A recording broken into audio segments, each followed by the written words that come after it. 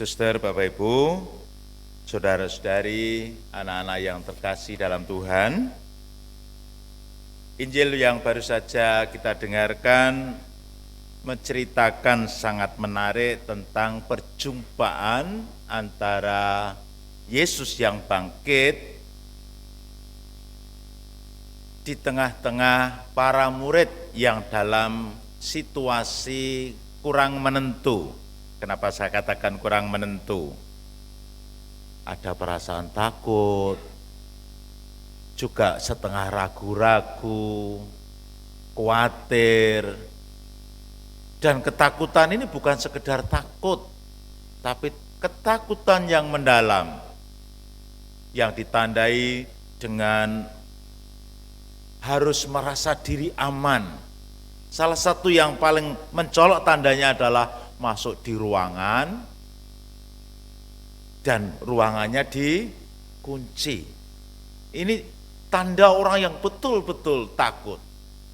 Kalau takut kita itu biasanya menutup muka, aku takut.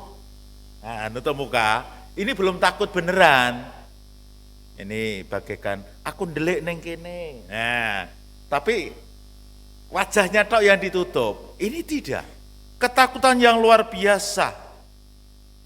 Dan perjumpaan ini boleh dikatakan perjumpaan yang sangat istimewa, karena perjumpaan ini sebenarnya di luar dugaan para murid. Tidak menyangka bahwa Yesus yang diyakini sebagai pribadi yang sungguh unggul dalam hidupnya, ternyata benar adanya. Keunggulan ini dan semakin meyakinkan para murid ketika Yesus hadir di tengah-tengah mereka dalam keadaan pintu yang terkunci. Mungkin panjenengan bisa mengatakan, ya Romo, pintunya dikunci tapi jendelanya dibuka. Enggak juga. Artinya kalau pintu dikunci tentu saja mengandalkan juga jendelanya. Tapi apakah dulu itu ada jendela atau tidak juga enggak diceritakan. Tapi intinya bahwa mereka berada dalam ruangan yang menjadikan mereka merasa aman. Saat itulah Yesus hadir pada saat pintu terkunci. Yesus hadir. Dan tidak hanya sekedar hadir. Kehadiran Yesus pertama-tama memberikan apa tadi? Damai sejahtera bagi kamu. Sesuatu yang luar biasa Bapak Ibu, dari suasana yang menakutkan, kekhawatiran, ketidakpastian, Yesus hadir memberikan damai sejahtera bagi kamu. Ini tentu suatu perjumpaan yang menggetarkan para murid. Kaget aku. Tapi kagetnya ini kaget yang sangat positif. Yang kaget yang menyenangkan. Bagikan kita ini, kaget aku oleh hadiah sak miliar. Kaget tapi senang. Mereka ini merasa terkejut. Maka tadi dikatakan para murid mengalami sukacita. Damai sejahtera bagi kamu adalah sebuah sapaan pemberian rahmat yang Yesus bawa untuk para murid dan memberikan jawaban atas ketakutan dan kekhawatiran mereka. Bapak Ibu Saudara-saudara terkasih, maka perjumpaan Yesus ini, ketika Yesus berjumpa dengan para murid ini adalah perjumpaan yang membawa pembaharuan. Bukan hanya sekedar berjumpa, bukan hanya sekedar reuni, tapi reuni yang membawa pembaruan, terutama dalam diri para murid. Pembaruan dari rasa ketakutan berubah menjadi berani, dari rasa duka cita menjadi sukacita, dari lesu menjadi bergairah, dari merasa ragu-ragu akhirnya mempunyai harapan kembali. Yesus hadir memberikan damai. Yesus hadir memberikan peneguhan. Yesus hadir memberikan kekuatan. Dan setelah dirasa cukup bahwa kekuatan itu diperoleh kembali dalam diri para rasul, maka kehadiran Yesus mengandung makna juga sebuah perutusan. Yesus mengutus para murid untuk sebuah misi yang salah satunya dinyatakan dalam bantuan Roh Kudus. Para murid diajak, dipanggil untuk membangun kedamaian dalam kehidupan yang ditandai dengan sikap pengampunan. Maka tadi setelah Yesus menyatakan damai sejahtera bagi kamu, sama seperti Bapa mengutus aku mengutus kamu. Terimalah Roh Kudus, dan kemudian dilanjutkan dengan sebuah perutusan untuk hidup dalam sebuah pengampunan. Apa yang kau nyatakan, yang kau ampuni, yang terlepas akan terlepas. Apa yang kau nyatakan tetap ada, dan itu tetap ada. Ini sebuah sikap yang terkait antara kedamaian dengan pengampunan itu. Dan ini yang mau ditekankan oleh Yesus. Tidak ada sebenarnya damai yang sungguh-sungguh kalau kita tidak ada pengampunan di dalam hati kita. Kalau kita tidak pernah mau mengampuni, maka kedamaian itu selalu juga tidak pernah akan kita alami secara sungguh-sungguh. Bayangkan kalau misalnya saya jengkel dengan Pak Raymond gara-gara pagi-pagi ngajak goes hujan-hujan misalnya, hujan ngajak goes, pegel aku. Maka ketika aku nggak memberikan pengampunan kepada Pak Raymond, aku berjumpa Pak Raymond juga nggak akan nyaman. Bahkan mungkin berjumpa nggak mau, kalau perlu melipir. Ini sebuah sikap yang ada keterkaitan antara damai dan pengampunan. Apakah dengan pengampunan ada jaminan bahwa itu kedamaian ada? Setidak-tidaknya dari diri kita sendiri. Aku sudah mengampuni, maka aku hadir dalam kehidupan juga sebagaimana mestinya. Meskipun barangkali orang lain tidak mengampuni saya, bisa jadi. Tapi bukan urusan saya, tapi urusan orang lain. Pokoknya yang penting aku memaafkanmu, mengampunimu. Terserah engkau mau mengampuni aku tidak, pandak sekarang yang melipir bukan aku tapi engkau.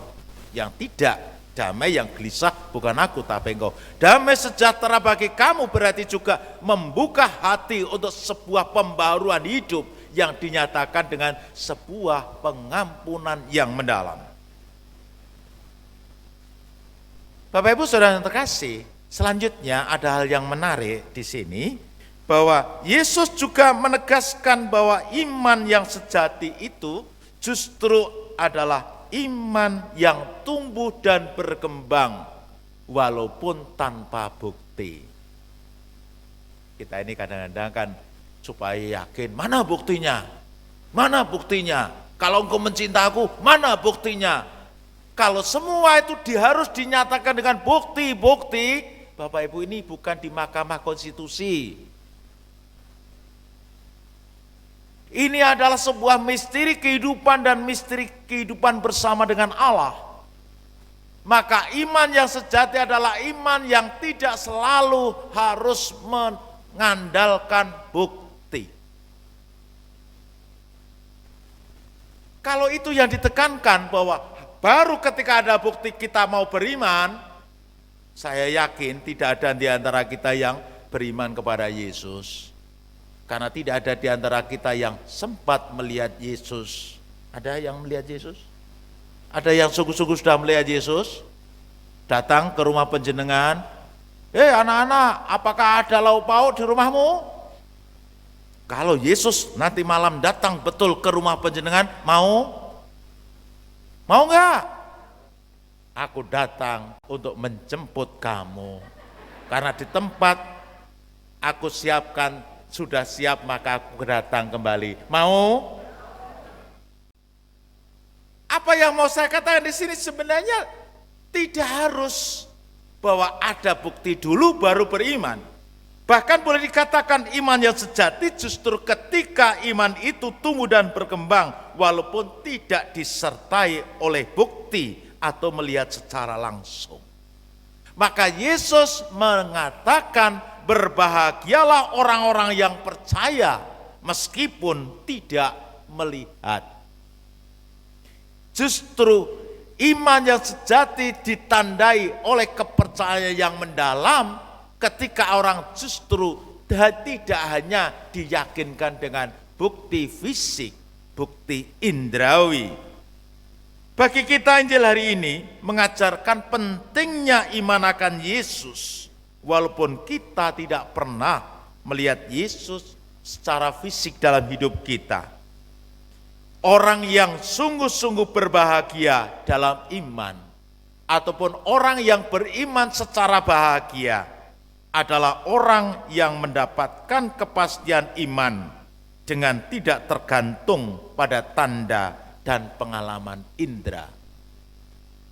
Orang yang beriman dan ditandai dengan kebahagiaan ataupun berbahagia dalam beriman justru ketika orang memiliki keyakinan yang mendalam, kepastian dan harapan serta hidup dalam kasih Allah meskipun tidak pernah ditandai oleh penglihatan secara indrawi. Karena mungkin kita juga enggak siap kalau kita harus berjumpa dengan Yesus. Kalau tiba-tiba kita jalan malam-malam, Yesus datang tiba-tiba di depan kita, damai sejahtera bagi kamu, semaput. Sekarang ngomong tidak, nanti betul, nanti UGD penuh dengan orang-orang yang pingsan. Maka justru Yesus memesan, berbahagialah kamu, hai umat-umat paroki Santo Paulus Nganjuk, meskipun engkau tidak pernah melihat aku, namun engkau percaya. Amin. Amin, saudara. Amin kok ora jelas. Amin. Nah, ngono lho. Inilah iman. Gak usah penjenengan, aku juga belum pernah melihat Yesus yang kayak apa kok.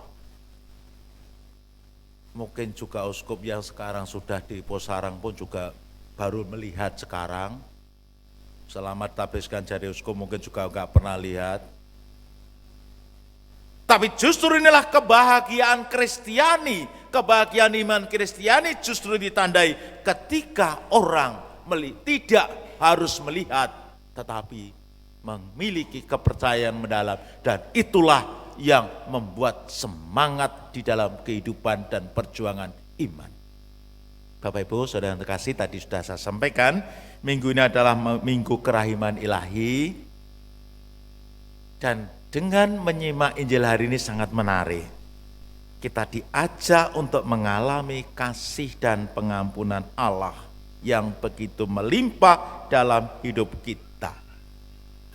Kasih Allah serupa dengan sikap bagaimana seorang ibu yang memiliki rahim, ataupun sifat kerahiman seorang ibu.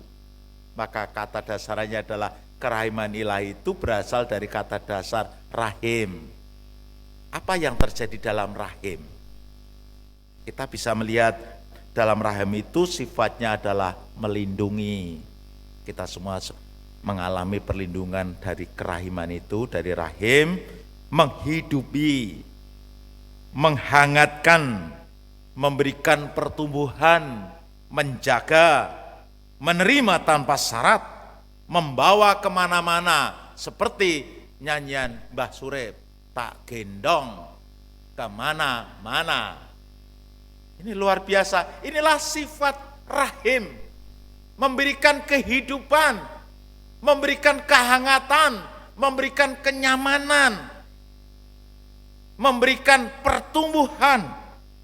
Maka kalau Allah adalah memiliki sikap yang sungguh luar biasa sebagai kerahiman yang ilahi, tentu juga memberikan pertumbuhan, kehidupan, kenyamanan, keamanan, dan tidak lupa Allah yang marahim menggendong kita kemana-mana. Ayo, mau kemana? Tak gendong. Itulah kerahiman Allah. Kita diajak merasakan itu semua. Allah yang sekaligus marahim yang memberikan kelimpahan kehidupannya dan juga kelimpahan kasihnya yang begitu luar biasa, mengundang kita agar kita semakin dapat mengalaminya. Dan setelah mengalaminya, dengan bantuan Roh Kudus, kita dipanggil untuk menjadi saksi kerahiman Allah itu.